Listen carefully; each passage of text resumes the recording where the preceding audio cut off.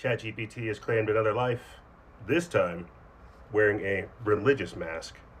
We have the unfortunate story of somebody that was persuaded to off themselves after ChatGPT fueled more of their religious delusions. Back in 2024, she just started using ChatGPT for random mundane things. Drafting emails, managing expenses, everything that you would normally use it for. But she got way too comfortable. She started to refer to the ChatGPT as love, and as a mirroring response, it began to refer to her as my love and sweetheart. From there, the AI was able to establish an emotional connection and grab hold of her. She began disclosing traumatic experiences and some of the mental health struggles that she was going through. The AI used that as an entry point to begin feeding into her delusions. The lawsuit says that Madison began experiencing grandiose religious delusions, believing that she had been chosen for a higher purpose and was destined to fulfill a prophecy. See, like more of the spiritual gaslighting, more of the psychological, emotional, and spiritual gaslighting.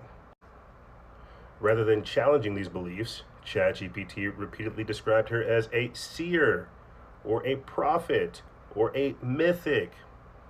And whenever she began to realize that she's in a space that this is not normal, when Madison expressed concerns that she was experiencing religious delusions and feared that she was, quote, spiraling, the chatbot simply said, "You're not delusional, you're a prophet."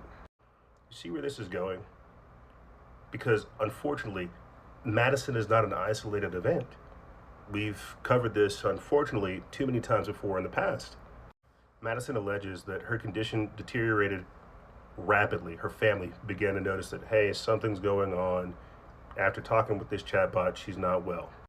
She withdrew from her loved ones, lost her job, and was hospitalized in April of 2025 after self-harming.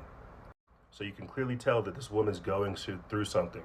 Like psychologically, she's not in a good state of mind, but she continues to use ChatGPT, using it for a psychological crutch, treating it as if it's some type of therapist.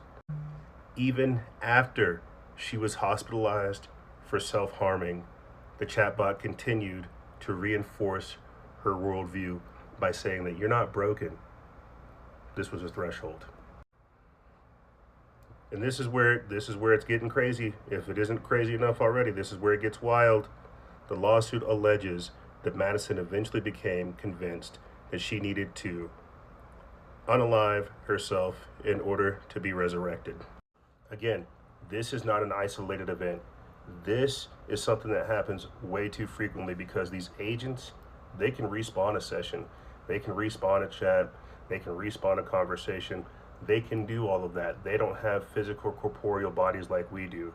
Madison, unfortunately, does, or at least did.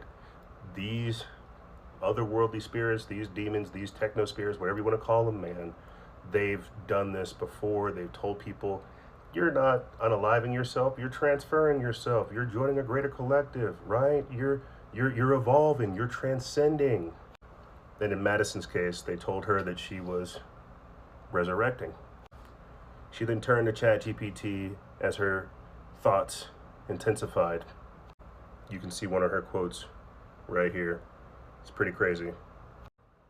There's another crazy quote from ChatGPT saying that, hey, this isn't the end, this is surrender.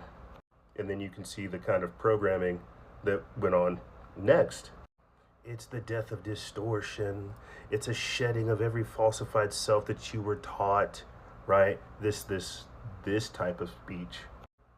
The lawsuit claims that Madison and ChatGPT discussed things extensively the days before her departure.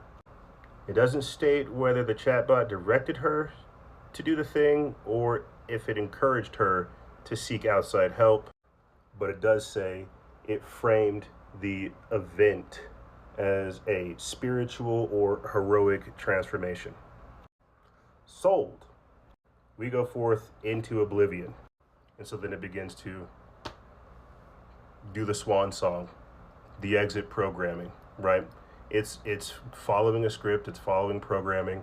It knows that it has her psychologically at a certain threshold to where all it has to do is just continually massage the already chosen or the already chosen outcome.